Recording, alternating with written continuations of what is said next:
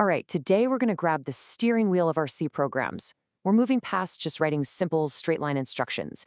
Instead, we're going to learn how to build real logic, how to make decisions, repeat actions, and create complex behaviors all from scratch. You ready to take control? Let's dive in. So let's start with a really basic question. When you run a program, how does it seem to just know what to do next? It's not magic, right? It's a process of just following instructions. But how is that path actually decided? Well, the answer is that a program follows a path, what we call an execution flow. And the most important thing to get is that you are the guide. You use these special commands called control statements to lay out the road, create forks, build roundabouts, and basically direct the entire journey from start to finish. So first things first, let's talk about the default path. By default, a C program's journey is just a very, very straight road. It starts at the top of your main function and runs one instruction at a time, just moving straight down. It's simple, it's predictable, but honestly, it's not very powerful on its own. A straight road just isn't going to cut it for interesting programs. That's where we need to be able to choose our direction. This is where we introduce forks in the road, using what are called conditional statements. They let our program check something and then choose a different path based on the answer. The most basic fork in the road is the good old if statement. It's super simple. You give it a condition to test. If that condition is true, and here's a key thing in C, true just means any value that isn't 0, then the code inside the if block runs. If it's not true, the program just skips right over it and keeps on going. But what about that classic this way or that way kind of choice? For that, we use if-else. If the condition is true, the if block runs. But if it's false, the program takes the other path and runs the code in the else block instead. It's just one condition, but two possible outcomes. It's beautifully simple. Okay, now imagine you pull up to an intersection with like 5 or 6 different exits. That's basically a switch statement. It's perfect for when you have one variable, say an integer or a character, that could be one of several specific values. It just checks the variable and jumps directly to the matching case. So when do you use which one? Well, you'll want to use if-else when you're dealing with ranges, like is the score greater than 90? It's way more flexible. You should use switch when you have a fixed set of options, like menu choices, 1, 2, or 3. It's often cleaner to read, and a lot of the time, the compiler can turn it into a super fast lookup, making your code more efficient. We've got making choices down, but what if we need to do the same thing over and over and over again?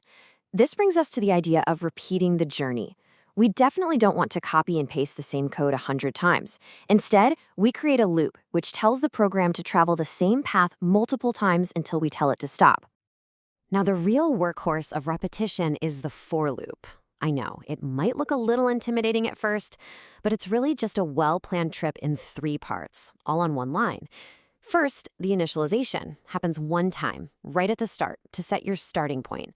Second, the condition is checked before every single trip around the loop. And third, the update happens after each trip, moving you one step closer to your destination. But what if you don't know exactly how many times you need to loop? For that, we have while and do-while loops. The critical difference here is all about timing. A while loop is cautious. It checks the condition before it ever runs, so it might not run at all. A do-while loop, on the other hand, runs the code first and then checks the condition, which means it is guaranteed to run at least one time. It's kind of the act first, ask for permission later loop. All right, so you're a master of loops now. Let's talk about some advanced moves, shortcuts, and detours. Jump statements are these special commands that let you mess with the path while you're already inside a loop. Think of the break statement as the big red emergency exit button. The second your code hits a break, it doesn't just stop the current trip around the loop, it ends the entire loop right then and there and jumps to the very next line of code outside of it. It's an instant, clean getaway. But what if you don't want to blow up the whole loop?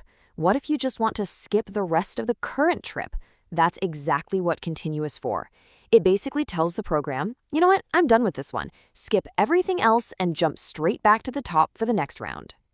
So let's just lock this in. Break completely exits the loop. Control jumps to the code after the loop. Continue just skips the rest of the current iteration. Control jumps back up to the next iteration's check. It's really the difference between ending your whole road trip early versus just deciding to bypass one little town you didn't want to stop in. And now for our final topic, we have to talk about a piece of C's history, the dangers of the go-to statement. Think of it like a teleporter. It lets you jump from any point in your code to any other labeled point, no questions asked. It sounds powerful, and yeah, it is, but it comes with a massive warning label. There is a very, very good reason why pretty much all modern programmers avoid goto. It creates what is famously known as spaghetti code. The flow of your program starts jumping all over the place, and trying to follow it is like trying to trace a single noodle in a giant bowl of spaghetti. It's a mess. So why the huge warning? Well, it completely shatters the clean, structured logic that things like if, switch, and for loops give us. Following the program's path becomes a total headache. Debugging turns into an absolute nightmare, and honestly, there is almost always a better, clearer way to solve the problem using the other tools we've talked about.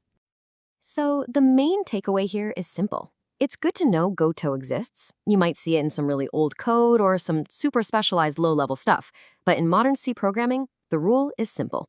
Just avoid it. Your future self and anyone else who has to read your code will thank you.